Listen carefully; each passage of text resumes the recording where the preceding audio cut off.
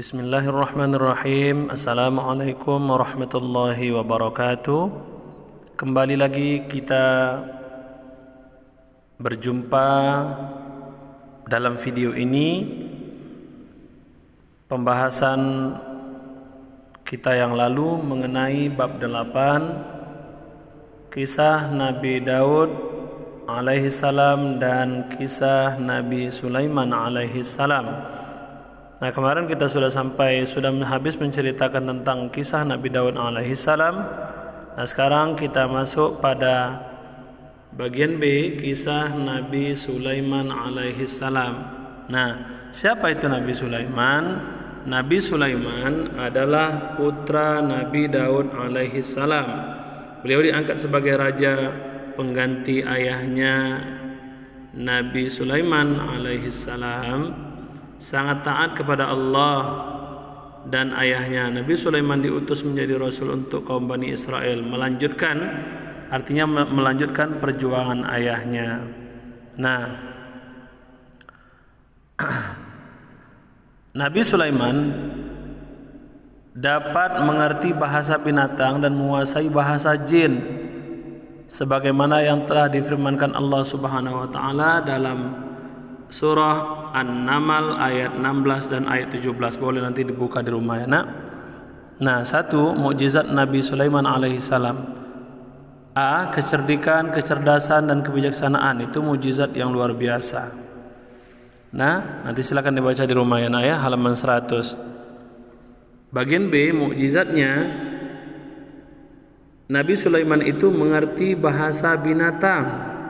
Nah, istilahnya kira-kira seperti pada gambar, Nabi Sulaiman itu bisa berbicara dengan binatang, bisa berbicara dengan hewan. Ya. Hewan apa saja bisa dia ajak cerita, dan hewan tersebut paham akan bahasa Nabi Sulaiman. Begitu pula sebaliknya, Nabi Sulaiman memahami bahasa binatang. Nah, pada halaman 102 kisah bagian kedua, kisah Nabi Sulaiman alaihi salam dan Ratu Bilqis. Suatu hari ketika Nabi Sulaiman alaihi salam mendapatkan kabar dari burung hudhud bahwa di negeri Sabah ada seorang ratu yang bernama Bilqis yang mempunyai kerajaan besar dan megah. Namun sayang, sang ratu dan penduduknya menyembah matahari. Ketika itu Nabi Sulaiman alaihi salam tidak percaya berita yang dibawa burung hudhud. Untuk membuktikan kebenaran berita yang dibawa burung hudhud, Nabi Sulaiman alaihi salam mengirim surat kepada Ratu Bilqis. Surat itu disampaikan oleh burung hudhud. Dalam surat itu Nabi Sulaiman mengajak Ratu Bilqis dan penduduknya untuk menyembah Allah. Ratu Bilqis memberitahu para pembesar kerajaan tentang surat dari Nabi Sulaiman alaihi salam. Setelah berdiskusi, mereka memutuskan untuk mengirim hadiah kepada Nabi Sulaiman alaihi salam. Ketika menerima hadiah itu, Nabi Sulaiman marah dan berdiri dari duduknya sambil berkata, "Apakah kalian pantas menolongku dengan harta? Apakah dengan diberikan Allah kepadaku lebih baik daripada apa yang diberikan kepada kalian? Namun kalian merasa bangga dengan hadiah itu?" Nabi Sulaiman mengembalikan hadiah itu. Nabi Sulaiman alaihi salam hendak memberikan peringatan kepada Ratu Bilqis dan pembesarnya supaya mereka tidak sombong.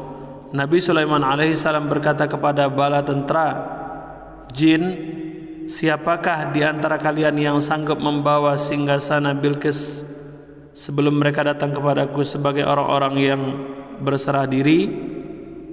Para jin berkata, "Kami akan datangkan kepadamu singgasana itu.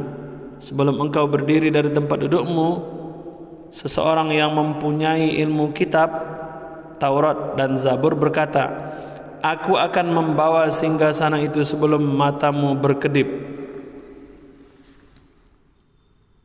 Ketika singgasana Ratu Bilqis ada di depannya, Nabi Sulaiman alaihissalam berkata, "Ini termasuk karunia Tuhanku untuk tidak mengingkari rahmatnya, nikmatnya. Barang siapa bersyukur, maka sungguhnya dia bersyukur untuk kebaikan dirinya sendiri. Dan barang siapa yang ingkar, maka sesungguhnya Tuhanku Maha Kaya, Maha Mulia. Nabi Sulaiman alaihissalam mengundang Ratu Bilqis untuk datang ke istananya. Sebelum Nabi Sulaiman memerintahkan para pengawalnya untuk sedikit mengubah istana tersebut. Ketika Ratu Bilqis datang, Nabi Sulaiman alaihissalam berkata kepada, "Seperti inikah istanamu?" Dengan sedikit terkejut kebingungan karena istana tersebut sangat mirip dengan istananya. Ratu Bilqis menjawab, "Sepertinya iya." Nabi Sulaiman mengajak Ratu Bilqis masuk ke dalam istana. Lantai istana tersebut dari kaca yang di bawahnya ada kolam. Ratu Bilqis mengangkat pakaian untuk menutupi betisnya. Karena ia mengira yang akan dilewatinya itu air. Nabi Sulaiman alaihissalam berkata, "Sesungguhnya ini hanyalah lantai istana yang dilapisi kaca." Ratu Bilqis merasa sangat malu terhadap kejadian tersebut dan berkata, "Ya Tuhanku, sungguh aku telah berbuat zalim kepada diriku. Aku berserah diri bersama Sulaiman kepada Allah, Tuhan seluruh alam." Setelah kejadian itu, Ratu Bilqis masuk agama Islam. Itulah kisah tentang Nabi Sulaiman alaihissalam dan Ratu Bilqis. Nabi Sulaiman berhasil menyampaikan agama Islam kepada Ratu Bilqis. Nah, bagian ketiga, meneladani perilaku Nabi Sulaiman alaihissalam. Ada banyak perilaku baik Nabi Sulaiman yang bisa kita contoh. Di antaranya rendah hati, menghargai pendapat. Kita tidak boleh sombong ya nak ya. Kita harus jadi orang yang rendah hati, tidak boleh sombong. Kesombongan itu hanya milik Allah Subhanahu wa taala. Kesombongan itu akan segera sirna. Sebentar saja orang yang sombong itu, banyak orang-orang yang gara-gara kesombongannya dia mati kualat.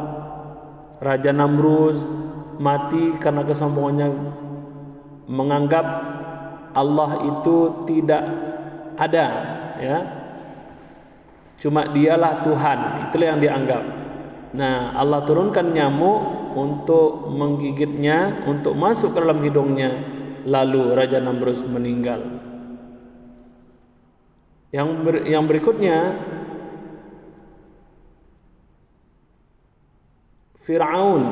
Fir'aun itu matinya cukup mengenaskan gara-gara kesombongannya mengaku dirinya sebagai Tuhan.